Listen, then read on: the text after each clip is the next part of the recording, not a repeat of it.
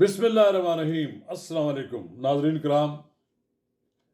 MQM और पाकिस्तान मुस्लिम league नून के दरमियान जो इंतखाबी माहिदा होना है उसमें एक दो सीटें ऐसी हैं जहाँ पर दोनों जमातों के दरमियान कोई माहिदा नहीं हो रहा। एक हल्का है NA 242 जहाँ से पिछली बार क्लेम है मुस्लिम लीग नून का कि वो जीत गई थी, शहबाज शरीफ जीत गए थे, तो उससे वो लड़ना चाहते हैं शहबाज शरीफ। और वहाँ MQM का एक तनाज़ा खड़ा है, वो खुद अपना उम्मीदवार आना चाहते हैं। अब कहा जाता है कि उनके दरमियान कोई पेशरफ्त हो गई है। तो नाज़रीन, उस पेशरफ्त पर हम आपके साथ गुफ्तगू करेंगे। काबिल इसके हम आगे बढ़ें, अगर आपने मेरा YouTube चैनल नवाज रज़ा के साथ अब तक सब्सक्राइब नहीं किया तो बराए करम इसे फौरी तौर पर सब्सक्राइब करें और आइकॉन का वो बटन दबाना ना भूलिए कि जब हम वीडियो लोड करें तो सबसे पहले आपको इत्तला मिले। नाज़रीन कराम, बताया जाता है कि MQM कौमी असम्बली की 5 नशस्तें और सूबाई असम्बली की 10 नशस्तों पर मुस्लिम लीग नून के साथ एडजस्टमेंट करने के लिए तैयार है। उनमें से एक 243 की माड़ी की सीट है, एक 229, 230, 231, लेकिन एक मालूम नहीं कि अब 239 भी शामिल है उसमें है, लेकिन ये मालूम नहीं कि 242 पे अभी क्या पोजीशन है। मुस्लिम लीग नून भी ये सीट नहीं छोड़ेगी, यहाँ पर इनका वोट बैंक मौजूद है और 10 सूबाई की असम्बली की नशस्तें वो देने के लिए तैयार है। मुमकिन है MQM और मुस्लिम लीग नून के दरमियान माहिदा हो जाए, वरना वो माहिदा जिन्होंने कराना है वो भी आ जाएंगे, फिर सबको मजबूरन मानना पड़ेगा।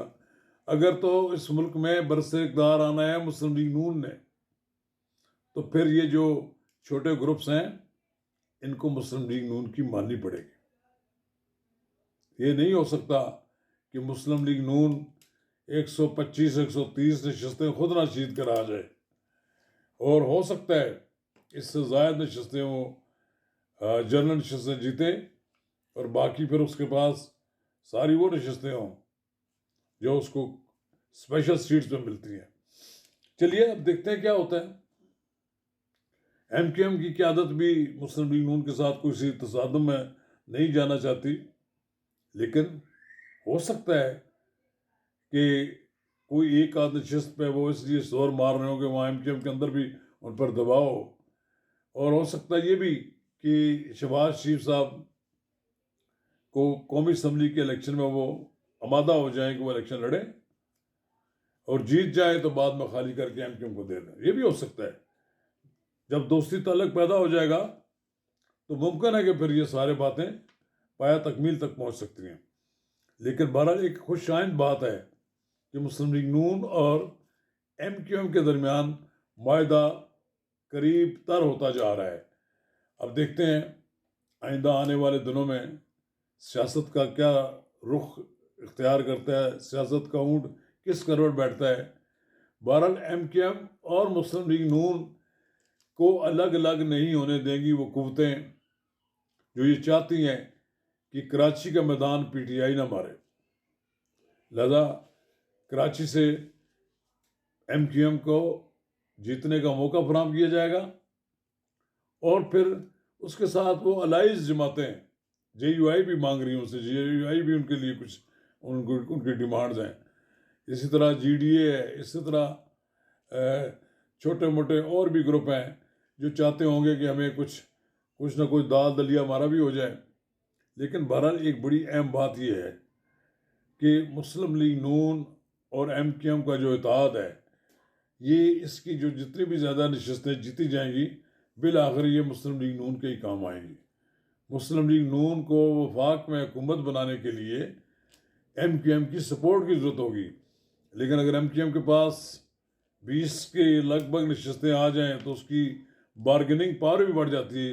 ये भी नहीं किया जाएगा कि आए रोज़ मुस्लिम लीग नून को MQM ब्लैकमेल करते रहे एमक्यूएम को भी रखेंगे, कोई साहब में रहेगा, इससे ना होता कि इससे ज़्यादा नशस्तें लेने के बाद वो उनके लिए प्रॉब्लम क्रिएट करती रहे। चलिए देखते हैं कि आने वाले दिनों में कराची का सिनेरियो किस तरह होता है। उधर तो हमारे दोस्त ने तो मुतालबा ने तो ऐलान कर दिया है हाफिज नईम साहब ने कि जमात इस्लामी ना सिर्फ कराची से जीतेगी बल्कि सिंध से भी जीत कर सूबा सिंध में हुकूमत बनाएगी। अगर ऐसा एक बार हो जाए तो फिर तो कमाल ही हो जाता है, क्योंकि कि जमात इस्लामी आ गई तो फिर तो सिंध में करप्शन का नामो निशान नहीं रहेगा।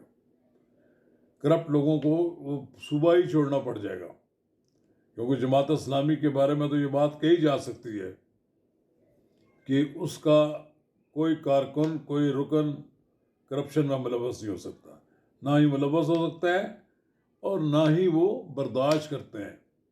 हम वेलकम करते हैं, काश कि ऐसा मुमकिन हो जाए कि जमात इस्लामी सिंध से जीत जाए। शुक्रिया।